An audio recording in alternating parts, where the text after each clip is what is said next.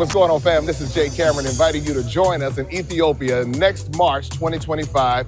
And this is going to be an iconic trip that you don't want to miss, a trip of a lifetime. We're going to be visiting Addis Ababa, Gondor, Lalibela. You'll have a chance to taste the amazing Ethiopian food.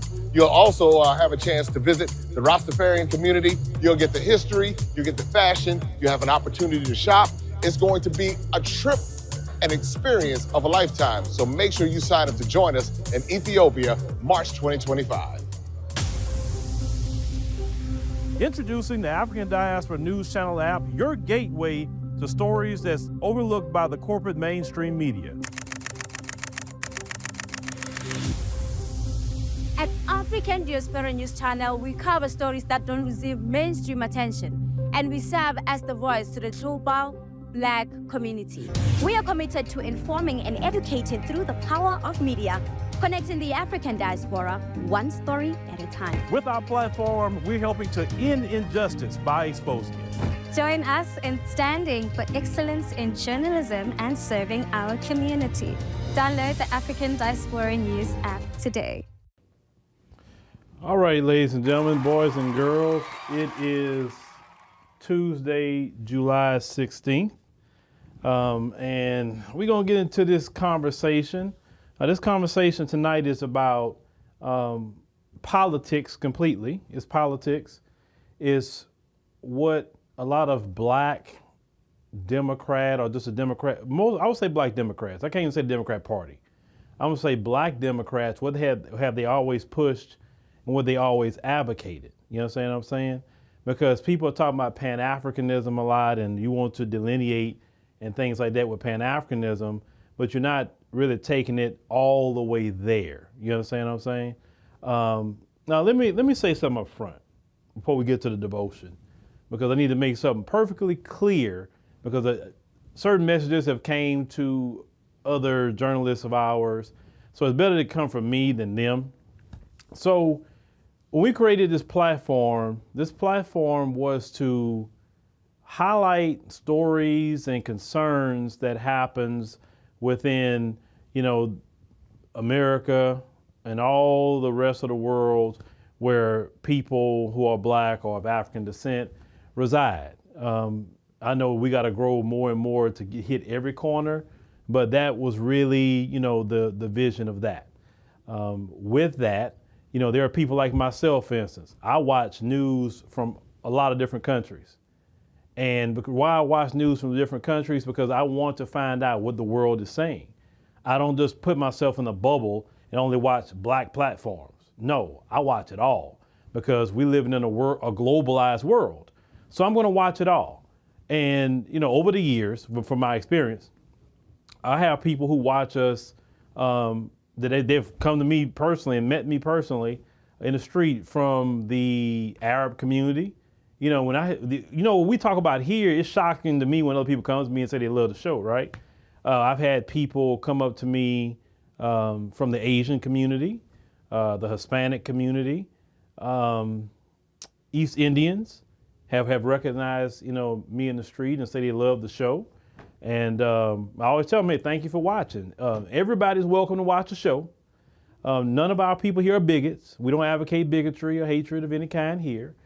Yes, we use very strong language in the area of advocacy of our community, but we should be using strong language because those who are against us use very strong language as well. Of course, we're not using cussing and all that, but we're going to really defend our community, just like other groups should defend their communities, right? So the people that watch us or listen to us or be a part of different things that enjoy the show, they welcome to buy a book that we have. They're welcome to download the African Diaspora News Channel app. They're welcome to go on tours. They're welcome to do anything that we have here. We're not bigots. And if you're that kind of person that you feel that nobody else can be a part of what we're doing here, then you probably need to go somewhere else with that, because that's not where we're going. How do we become bigger and international if we don't even say, hey, we're going to go to different markets sometime, right? You stay core to what you're doing. It's like, look at the folks. They're everywhere. Look at CNN. CNN International is everywhere. You look at Fox. They in African countries now. So I'm looking at all of that. And so in order for you to grow and be bigger, you got to do things on a bigger scale sometimes, but you stay core to what you're doing. You definitely stay core. I've learned over the years, most of the people that's doing all that crazy talking, they're not doing that in their personal life. Those who do the trolling and all that, they're not doing that in their personal life because they can't talk the way they talk online to their white supervisor. You understand what I'm saying? So they're gonna come online and thinking that they have a place to talk crap. Now, the majority of black people, you know, understand what I'm talking about. The majority, that's why I say the majority, because I talk to you in the street. You get it 1,000%. We're gonna do what we do, but we're gonna definitely talk what we need to talk here. So I want people to hear it from me and not approach to others who do things here. You know, that way you know where I stand and where they're standing and where they're coming from, etc. If you got a problem with the coverage of racism, maybe work to end racism. That way we don't have to talk about it, right? Right. All right. So with that being said, let's go ahead on and get to our devotional tonight. And then we're just gonna have a conversation about super PACs and everything, and particularly Latino super PACs and what they're advocating for their community. And I just want to just point out some correlation, and then everything we do is centered back to us, right? And what we're doing. It's not what they're doing, it's most of what we're doing. So let's go ahead on and get to who we gonna talk about, who we gonna get to tonight. Let's see. Hold on. You know what? Yeah, we gotta start off. We gotta start off with, yeah, that's how we're gonna start off with. Cool. Let me go ahead and cue him up. I have the courage to denounce a black bigot. I think Roy Innes is no good, and I denounce him. That's a lot of crap. Look, brother, you have your time. That's a lot of crap. Brother, and I got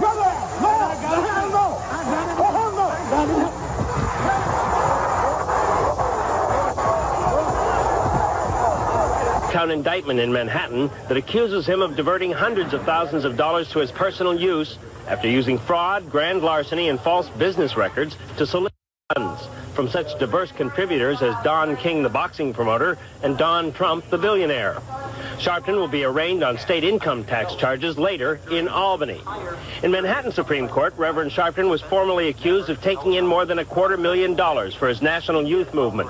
The money allegedly was donated over a 3-year period to support youth programs, but State Attorney General Robert Abrams says lots of that cash went into Al Sharpton's pockets. About all the charges, they say he stole money. Same charges that Dr. King had, same charges gone. Where's all of the mob money? Where's the ticket scale? This is disappointing. I thought we could do better. What about that filing for taxes? What about it? Black people don't owe no taxes. We ain't got no rights. They like my hair.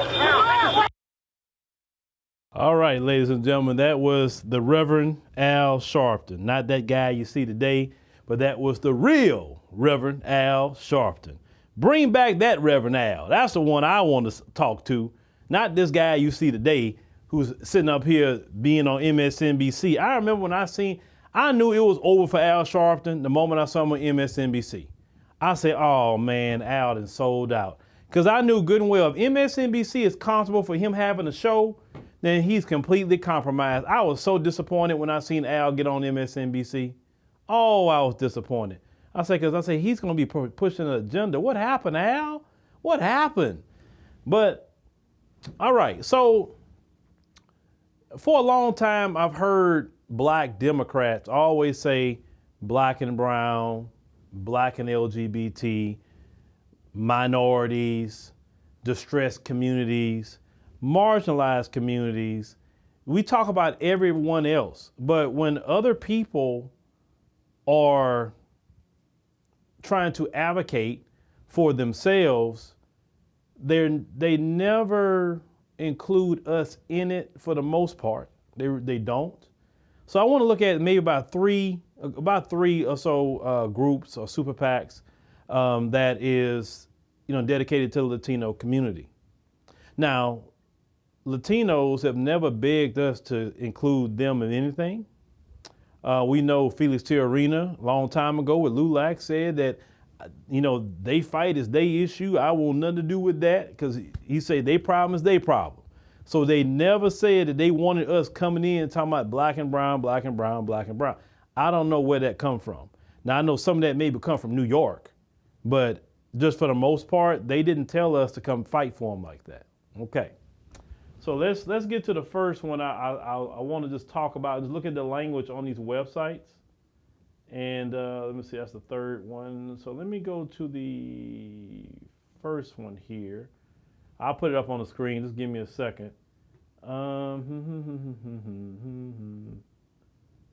Yeah, there we go. All right. So let's look at this one here. Nuestro PAC. Now, I just look at the front page just so you can kind of see here and what they do. And they say in 2020, Senator Bernie Sanders dominated the Latino vote in almost every early primary state. It say what became a historic campaign to mobilize and turn out Latino voters also set the standard for what successful Latino outreach looked like.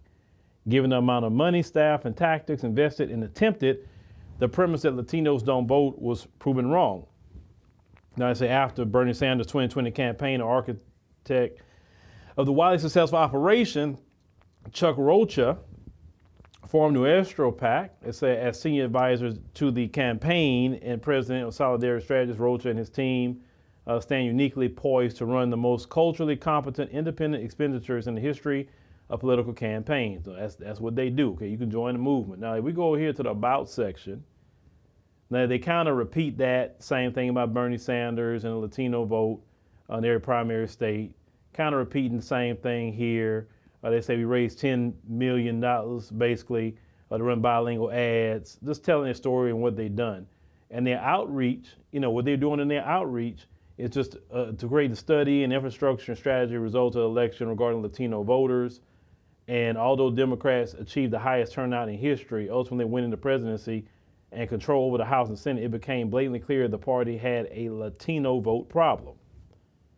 So they conducted interviews, local activists, party leaders, congressional staffers, Latino voters in the Rio Grande Valley, that's here in Texas, and carried out analysis of Texas 2020 election data. And they talk about Hidalgo County, that's a border county. For example, 53,000 Latinos. So they talk about their outreach and what they're doing. They said how they also, Biden underperformed. Same thing with them. So yada, yada. And their solution, they're going to just target their community. Fine. Okay. And that's what they do. That's what they focus on. If we look at the next one here, Latino Victory. Okay. Now, this building political power. And their mission is to, as an organization dedicated to building political power in the Latino community, so voices and values of Latinos are reflected at every level of government and in the policies that drive our country forward. Now, this is their mission. Their mission is to build political power in the Latino community. Okay, so the voices and values of Latinos are reflected at every level. Now, I'm not upset by this. This is what they're supposed to be doing. This is actually right, what they're doing. If it's for Latinos, it's supposed to be Latinos. But I want you to notice the language, and let's go to the About section, our vision. Let's look at that.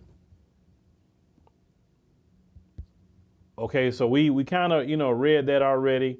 Now, the vision, Latino Victory, its vision is marked by a substantial increase in the progressive Latino elected officials, Latino voter participation, and Latino political donations, making Latino voters a deciding factor in elections and the down ballot throughout the country. Record Latino turnout will have profound consequences on redistricting with political boundaries drawn with Latino influence from school board to congressional districts. Now, the result, Latino values are reflected in the policies that drive our country forward. The United States is a land of opportunity where immigrants come out of the shadows and are equal participants in our economy. Democracy works for everyone because voting rights are protected. Yeah, those voting rights we died for. They say our air and water are cleaner and safer. People are healthier and better off because they have access to health care and high quality education.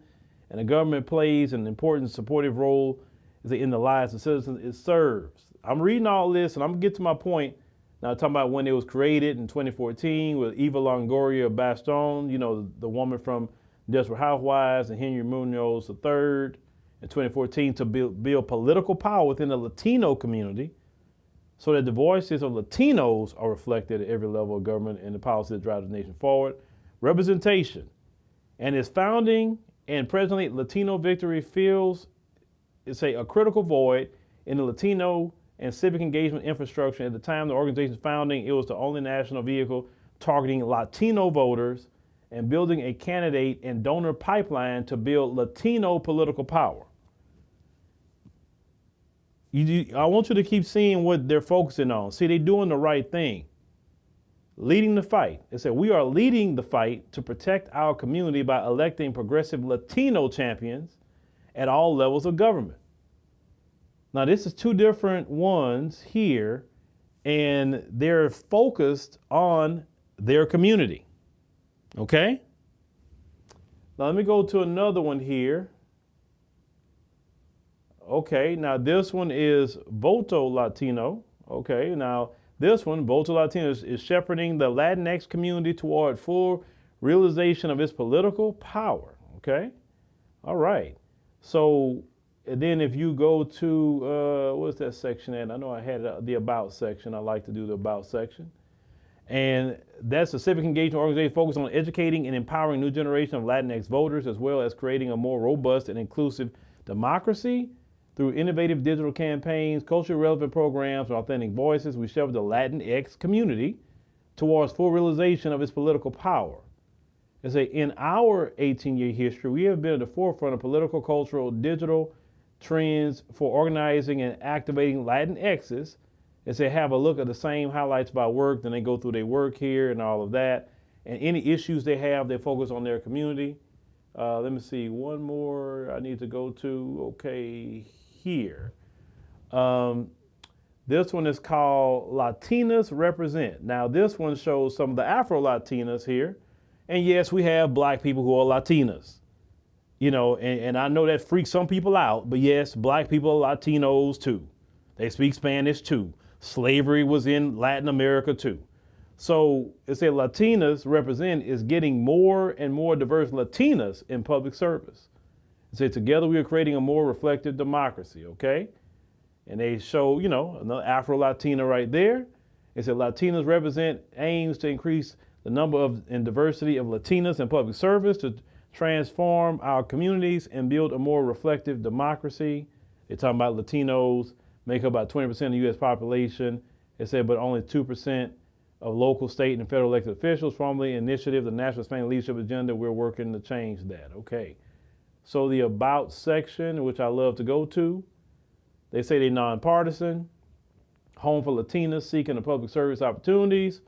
They say we honor the uniqueness of the Latina experience across America, uplifting and celebrating our community's diversity. Yes, we're reading this for a while, but we're going somewhere with all this.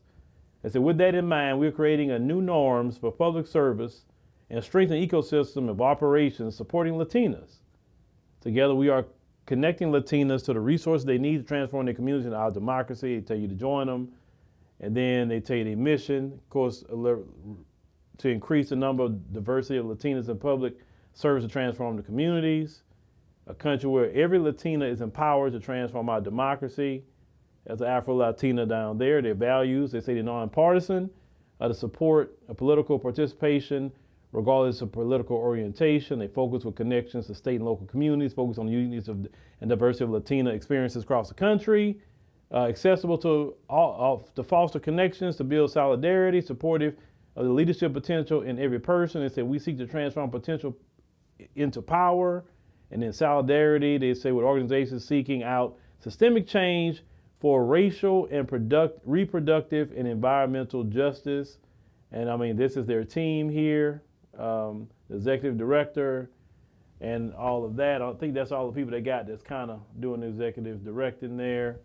But I'm showing you all this, and I'm gonna show you something else later. I'm showing you all this for a reason.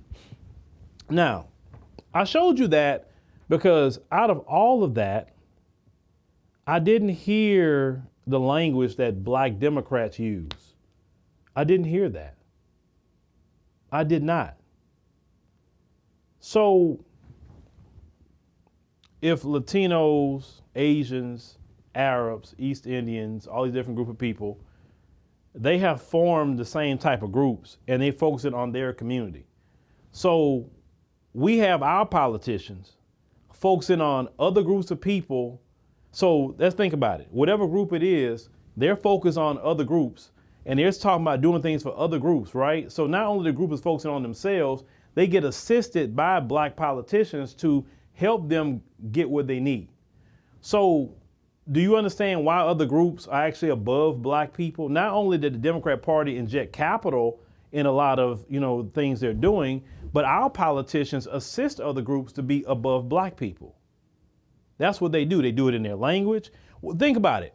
If your black politician is advocating all these different groups, if your black politician is advocating immigration, then why wouldn't Biden want to do immigration when it seems like to him that the black community supports it, because the CBC supports it? So why he won't do something for the migrants? Let's think about that. We ain't talking about Ukraine. We're going to talk about America.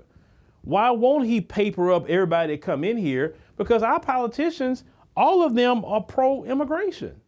So surely he's not doing nothing wrong by helping them out, right? But other groups, when it's time for them to get something, they're not talking about black. Nobody talks about black people.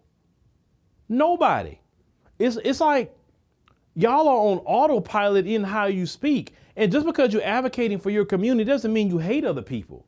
That's another thing they got y'all mind screwed on. They make you think that because you want to advocate for your home, you don't like other people. But no one else is told that, hey, you're only advocating for you. That means you hate this one. Nobody's told that but you.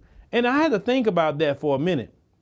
Whether y'all realize it or not, America still looks at black Americans as slaves. Now, what is the purpose of a slave? The purpose of a slave is to serve others, and they get nothing in return. They work, they toil, they break their back, they do everything they can for other people, whoever that they are enslaved to. But they get nothing. They don't receive nothing.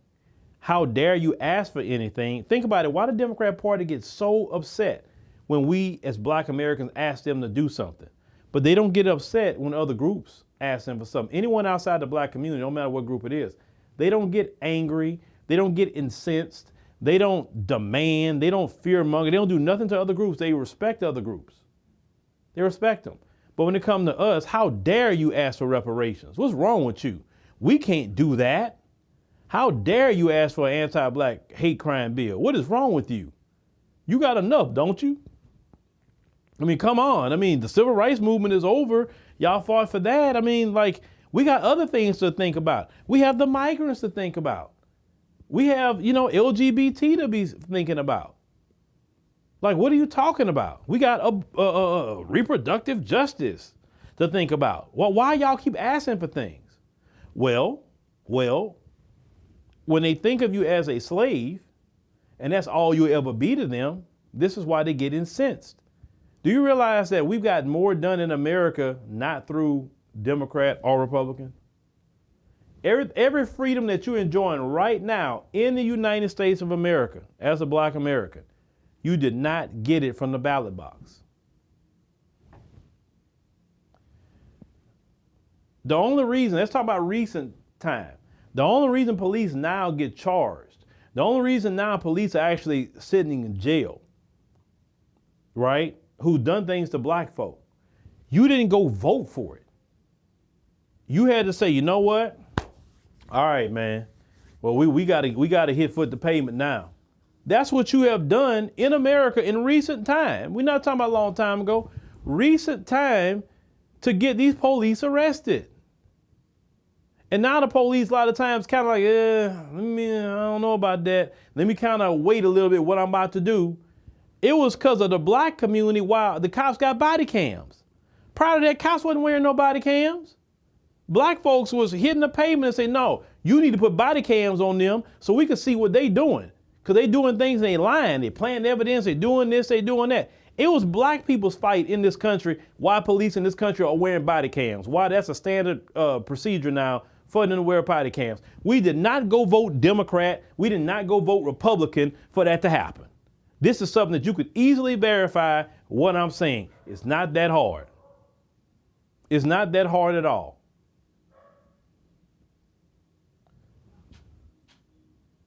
I don't know what happened to y'all where you feel that you're going to throw all your weight into the Democrat Party.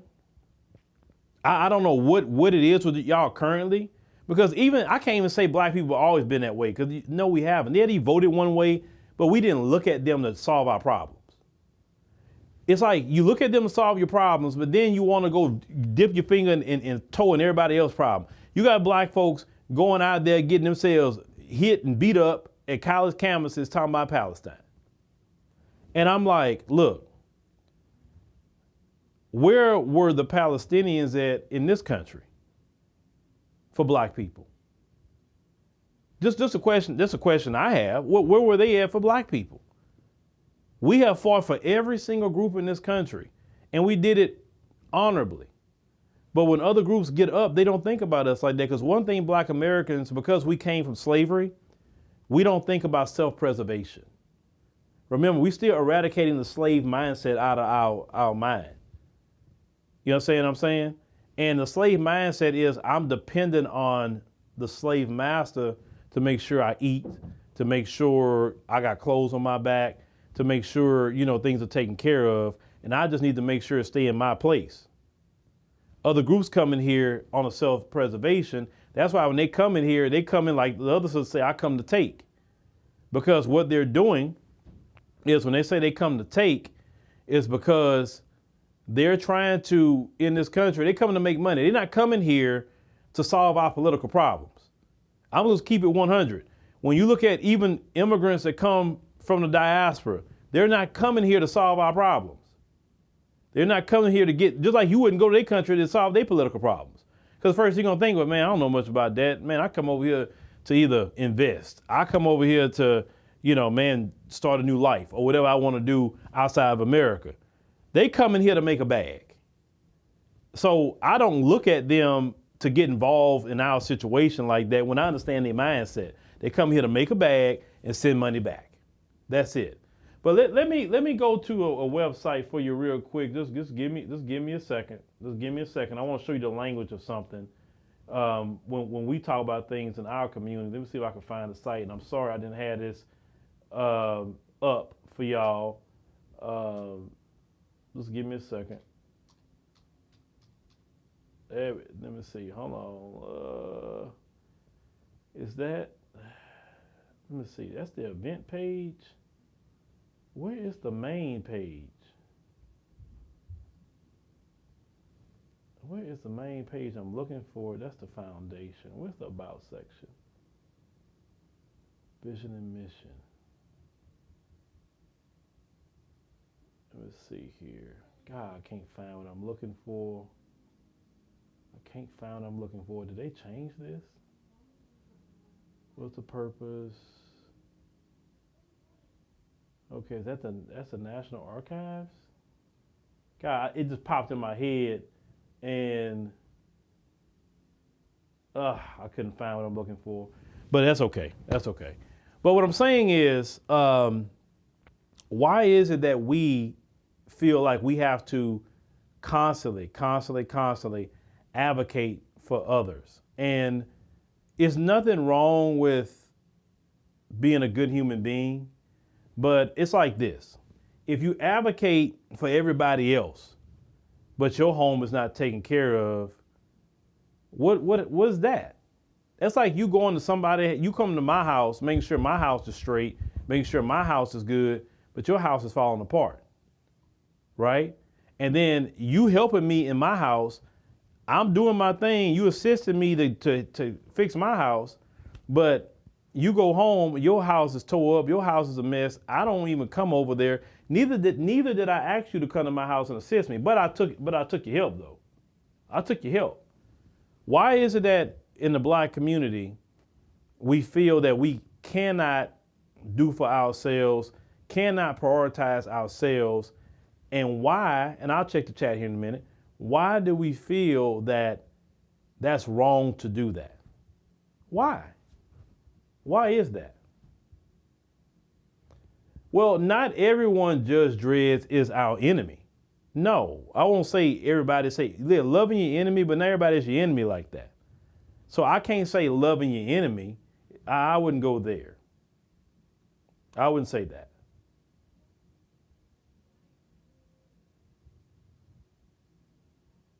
I will say this. I just think some of it comes from the church, maybe, but I still think a lot of it comes from slavery. And what is the goal of us advocating for other groups? That's the only thing I want to know. What is the goal of us?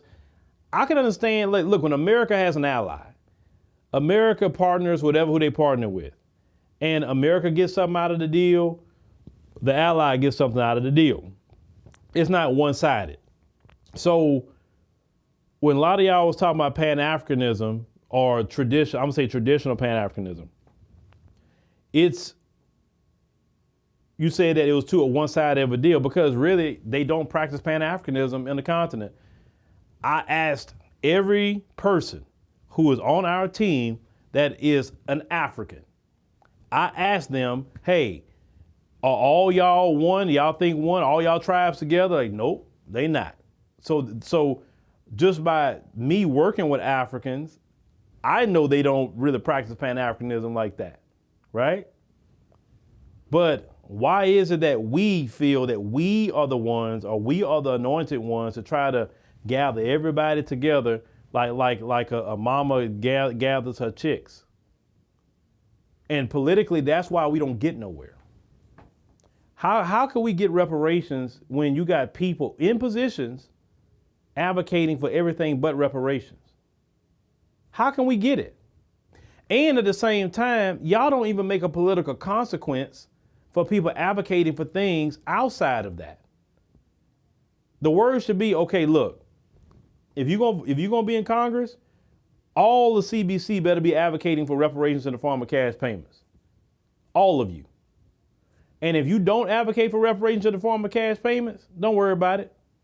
We're gonna just make sure to replace you with a candidate that's gonna advocate for, look, AIPAC. Let's talk about AIPAC. AIPAC didn't like what Jamal Bowman said about Israel. They didn't like that. So when AIPAC decided to do the Jamal Bowman up there in New York, they went and got a candidate. They put money behind the dude, and they said, look, we want you to run against Jamal Bowman over here because you pro-Israel. And they put money behind the candidate.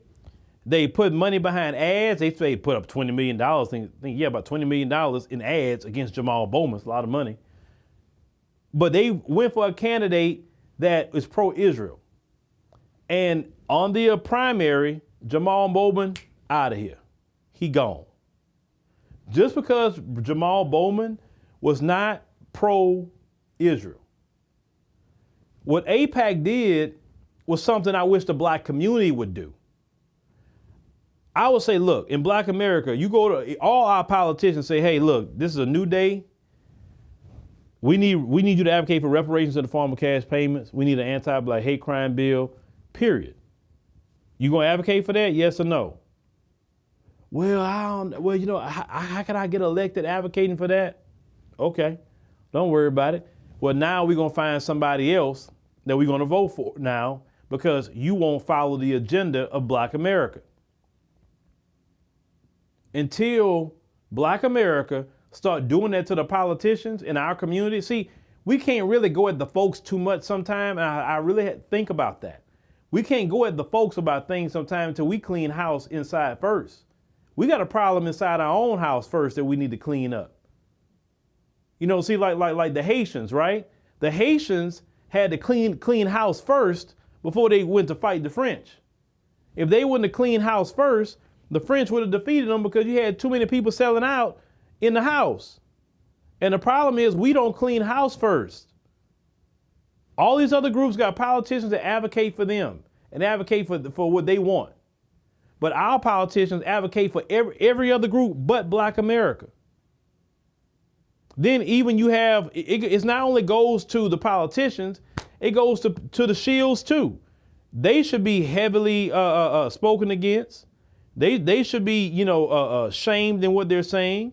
They should say, hey, wait a minute, you must be working for them folks at this point. I said, because why, if reparations would benefit you because you're a black American, look, I can understand if you are a person that won't get it or whatever, and you just jealous of black Americans, that's one thing. But you got shields who are black Americans, who are descendants of slaves, Why are you so against reparations? We need to know why, because if we get reparations, that means you would get it. So why are you against everybody getting something that you would benefit from? That's the questions you gotta start calling their hand on. Why are you against it? We got to clean house first. This is why I tell people, if you really, Julius Malema said this, and I never forget that. He said that, if you're going to be in the EFF, all of you need to be registered to vote or you'll get kicked out. And that's really, I wish we can have that kind of consensus in Black America, that all of you need to be registered to vote, period. All of you, so we can go it on and start getting these politicians out of the way by voting them out. And we need to start cultivating politicians that from the grassroots. If you can see, grassroots politicians work out a lot better than these career politicians that's been selling us out.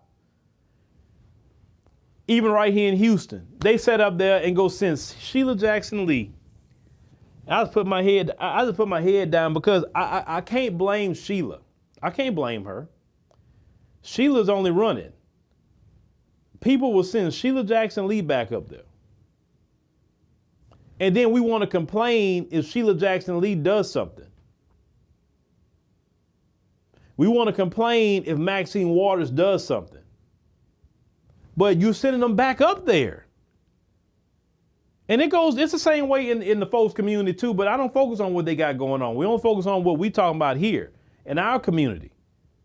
How is it that we keep sending the same people back up there?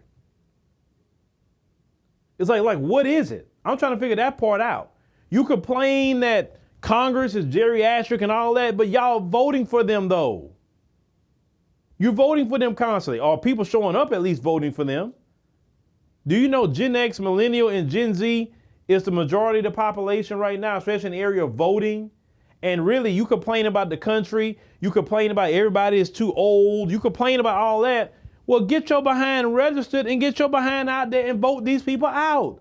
Why are you complaining on social media? So look, you can talk on social media all you want, but get your behind up and you got to get something done sometime. You got to go to city council meetings sometime and speak up about different things that's going on. We can't sit up here and just say, well, I'm only going to vote in the presidential election and that's it. No. Engagement in your community happens all the time. While you sitting at home only voting every 4 years, other groups is voting in them local elections. Other groups is at them city council meetings. Other groups are trying to get the grants and the loans and all kinds of things these other groups are doing. Then we say, oh, we don't get no money. But where are we at? Like trying to go get the money. Where are we at trying to be engaged in our local politics? Where are we at? And your city council and your mayor, that's people you can actually run up on literally. You'll see them at the grocery store sometime. You can have more access to your city council member than you ever have to a senator that's in your community. We have to start taking personal responsibility as Black America about our position in America. We can't be making excuses 24/7. Because let me tell you what it is. We talk about immigrants from the diaspora. They come in and they separate themselves in their own groups or whatever. Because that's what they do where they come from. Other groups doing the same thing. They separate themselves in their own groups and they're advocating for themselves. That's what they're doing. We have to, as a community, get serious or you literally going to get left behind. As more and more immigrants come to this country, the immigrants have no sympathy for our story. I'm going to be completely 100 with you. They have nothing to do with slavery. They had nothing to do with it. They don't feel nothing about no reparations. They may see some of the stuff we dealt with, George Floyd, etc. Like, man, that's messed up. But they don't have nothing with it like that. They're not invested. And if you don't establish yourself more politically, as you should because you built the country, if you don't tighten up our issues and problems, you're really going to be cemented at the bottom way more than what you are now. It's not about an election. It's not about Donald Trump. It's not about Joe Biden. It's about what we going to do. You look at what's happening in Chicago. Them brothers and sisters are tired of what's going on in Chicago. Great brothers and sisters in Chicago. How they was up there putting that pressure, pressing Brandon Johnson, as they should. See, what they did in Chicago kept pressing Brandon Johnson. I love that. I love it. Black people kept showing up at them city council meetings pressing Brandon Johnson. Hey, brother, what the hell, man? What are you doing?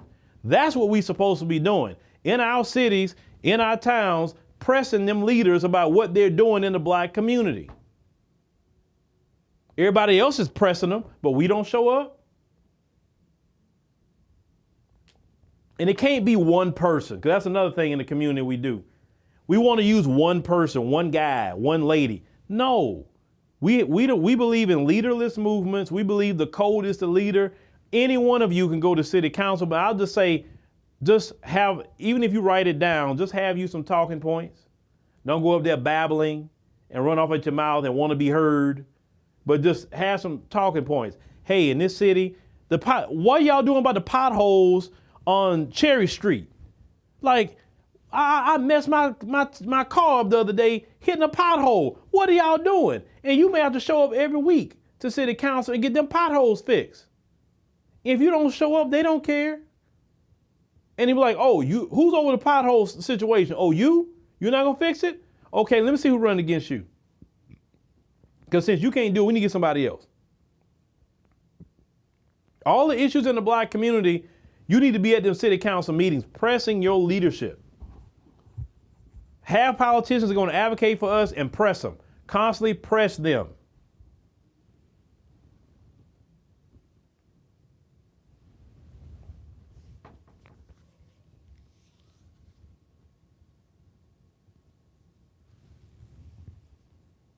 Because in our personal life, like just in our personal life, there's certain things that we got to take personal responsibility for in our personal life, right? And just like we got to take personal responsibility in our community. Nobody's coming to save black people. You can tell them about the racism. You can tell them about slavery. You can tell them about all that. They're like, what that got to do with me? Yeah, that's kind of bad and that's horrible. But hey, man, I come from this country and this happened to me. You don't feel nothing about what happened to them, right? You're like, well, I had nothing to do with it. But that's how they feel when they come to this country. And the immigrants are coming here to compete with you. Dr. Claude Anderson told you that years ago. They're not coming here to sit up here and hold your hand. They're not coming here to talk about black and brown, black and Asian, black and East Indian. They come here to compete and to get jobs and send money back to their families. And they're gonna undercut pay. They're gonna do whatever they gotta do, and you're gonna have to compete. That's why I tell us we better start getting skilled trades going on. We better start creating our own companies, working together. You know, if we pool our resources together, I've seen people pool resources together for, projects, that's great, but why don't we pool our money together for candidates? We'll pool our resources for everything else. Look, if we had people talking about a super PAC, right? If we pool our resources, at least $100,000 for a super PAC and say, hey, we want to at least invest, $5,000, $10,000 in candidates, something just to start off small. Let's say maybe 10,000 to maybe 10 different candidates, that's going to advocate. Trust me, 10,000 in some elections go a long way. Now you get to the presidential side, that's chump change, but still. Some of your local elections, your DAs, your judges, like the folks shouldn't maybe do nothing in Atlanta. Places like that. Even though black people are the majority, the folks shouldn't be able to do not a thing. But the folks, they will show up, and the folks will vote more than we will. We fought for the voting rights, but people say, I'm not going to vote. Listen, I understand the presidential election. I get it. But your local elections, well, what are we going to do? How are we going to make candidates bend to our will of reparations? What are we prepared to do to harm them politically? Are we willing to do what AIPAC did and say, okay, Sheila, if you don't do what we want you to do, we got this Gen Xer, millennial, or Gen Z candidate. We all gonna vote for. We all voting for him because that's the person we going with. Because you didn't do what we say do. We all gonna donate to him because we got to put our money behind it too. We gonna donate to them. They ain't got to go looking for no money from nobody else. AIPAC don't have to give them money. We gonna give them money. And that way they gonna go to Congress and do our agenda. You look at Sister Girl Jasmine Crockett, and I gotta cover that on the podcast. Sister Girl Jasmine Crockett, she's sitting up there advocating for everything else but reparations. And now she's in hot water. I don't know if you heard about that. Sister Girl Jasmine Crockett put up a bill back in April to take away Trump's Secret Service detail. And now here in Texas, all these pilots, the Republicans for sure, want her to resign. They on her head right now. They on her head big time ever since that attempt on Trump. So she's sitting up there doing the bidding of the Democrats. Why couldn't a white Democrat do it? Why she had to go put up the bill? I don't understand some of you black Democrats. You are crash dummies for the Democrats. They put y'all up to do things against Trump. What Trump's Secret Service detail had nothing to do with her. Why don't you put up a bill about reparations? Do something that's gonna benefit the black community. Y'all keep crashing out for the Democrats. And then when you get, when that pressure come on you, Democrats say, I don't know, man. It's like, I don't know why you put that bill up. I mean, I told you to think about that. That's that same kind of people. They'll sit up there and just like, I don't know, and I hope it works out, and leave you out there high and dry while you dealing with all the pressure instead of focusing on our community or focusing on the black folks in your district and anybody else that you're supposed to represent, obviously. But you don't sit up here and do that. So now you in the hot seat. Yeah, she could have did something to give billions to black businesses. It is proven that black businesses do not get the capital that white businesses get in this country. She could have put up a bill like that. She could have put up something through the SBA about giving more loans to black Americans at 1-2% or something to help black Americans. She could have fought for that. Matter of fact, Biden, she could have pressed Biden on doing that. You don't need Congress to even do that. Biden himself could promote that to help out black businesses in our communities. When we have a business, we're creating our own jobs. That way we don't have to worry about competing with the migrants in a lot of instances. Because if you're looking for a job, you're competing with the migrants at that point. And the migrants going to undercut and take low wages because when they come, they sometimes have 3-4 families in a household. So they can afford to take a lower wage. But you, with only your one family in the household, you can't afford that. You need the most you can get.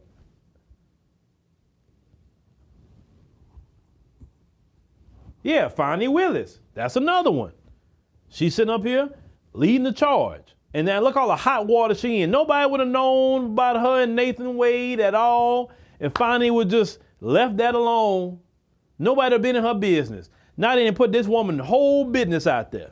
Nobody would have known anything. I keep saying this. Read the 48 Laws of Power. You would understand why you don't move that way. Them folks have been pushing me. I'm like, look, I'm going to get a special prosecutor to do that. I have nothing to do with that case. Y'all want to appoint a special prosecutor from the state? Y'all do that case. I'm going to focus on this district. I'm not doing that case right now. I would have did everything I could to delay. But in their minds, this is what they thinking. Oh, well, if I can get a conviction on Trump, I'm going to be attorney general for the state. And I can maybe be a senator or a congressperson one day. Yeah, that's probably what they tell him in them Democrat circles. Alvin Bragg. They probably told him that. Alvin, if you get this conviction on Trump, you can be like Letitia James and you'll be the next AG because you have the political capital. People be excited that you got conviction of Trump. And that's all it's about with them, power. But yet the previous DA the white one, he didn't want to bring that case against Trump, but Alvin Bragg did it. Letitia James, she's another one.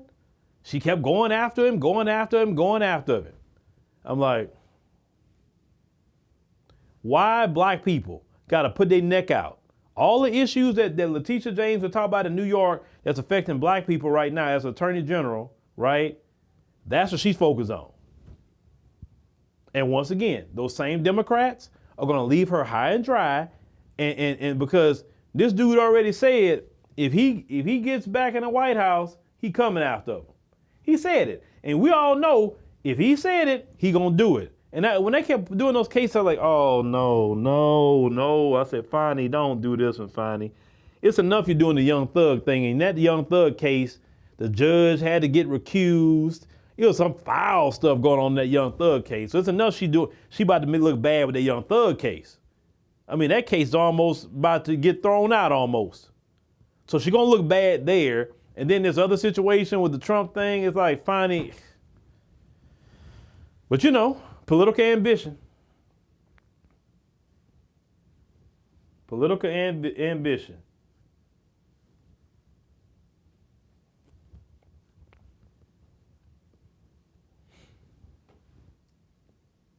Let me go ahead and get this person out of here. All right. So it's getting toward the end.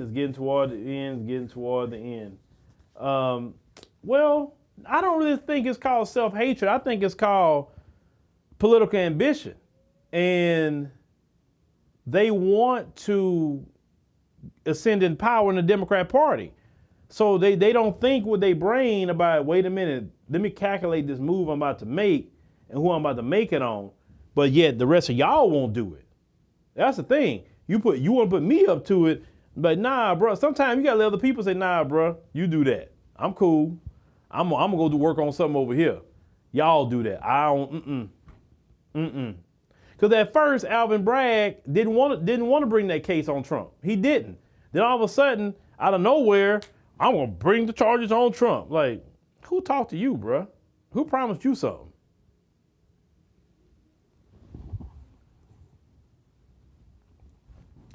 Yeah. The trolls are gonna come in. The trolls gonna do what they do. You know, I mean, and if I catch you, I'm gonna get you on out of here. That we have. This is for grown people, not children who are adults making stupid comments. Nobody care about that. But anyway, ladies and gentlemen, thank you once again for joining us on the stream for tonight. We want you just to think about it. Advocate for the community. Other groups believe in self-preservation. We should believe in self-preservation as well. That's what we should believe in, self-preservation, because who's going to preserve Black America other than Black America? Nobody's coming to save you. Nobody's coming to your rescue. No Democrat, no Republican, none of them people coming to your rescue. We are all on our own. And when we actually work together, we get things done, as you can clearly see. When I mentioned earlier about the cops with the body cams, cops getting arrested, going to jail, we did that on our own. Nobody helped us with that. Democrats didn't help us with that. Republicans didn't help us with that. Nobody did. We did it. We stood 10 toes down. We worked together as a people to get certain things done. And that's how we get things done in America. We're not going to get it done through the ballot box, folks. That's just not really how it's going to work all the time. Now, we can use the ballot box to get a whole lot done as well. Because it shouldn't take us to get on the pavement to do something, but we can work politically through the system, but we got to be on code and have on-code politicians and on-code grassroots people that's in our local communities that have a rapport, not some out-of-nowhere person talking about they running. Like, no, we don't know you. If you haven't even been on the streets at least 10 years, nobody in the community know you, you can't run. We can't have them pop up people all of a sudden like, yeah, I'm for the community. No. We don't know you. We want to look for that brother or sister that's been here at least 10 years, that everybody in the community know their record. That's what we need to talk to. Because them coming out of nowhere people, that you got to watch that. But, thank you, Lee Edward. Thank you, Lee Edward, for your love offering. Let me see, I need to go back somewhere here. So, make sure you download the African Diaspora News Channel app in Google Play and Apple App Store. Those of you who are just joined, thank you very much for that. Those of you who are been there for a while, we really appreciate it. Your support of the app, helps us definitely, pay bills, pay salaries, buy software, buy equipment, keep the lights on. It definitely do, because these platforms play games with you all the time, but the app is there where it's at. We're trying to, of course, get to our 10,000 members. Also, we have 11 spots left only on the Ethiopia trip, 11. So if you're thinking about it, you better get it, because at first we started off with 25 spots, now we're down to 11. So get them 11 spots. Go to africandiasporanews.org/Ethiopia to look at the itinerary, secure your place today by putting a deposit down. I think the deposit is $199. It is in 2025, it's not this year. So you have enough time to pay payments on it and everything. So secure it, because, hey, them 11 spots can go this week. It can go next week. So jump on it ASAP. Thank y'all for listening. Make sure you subscribe. That's very important. Make sure you click the like button. And at 9:30 Central Standard Time and 10 p.m. Central Standard Time, we'll have 2 podcasts. I got to double up on podcasts this week because, last week I missed with the hurricane. So thank y'all for listening. We'll see you on the next one.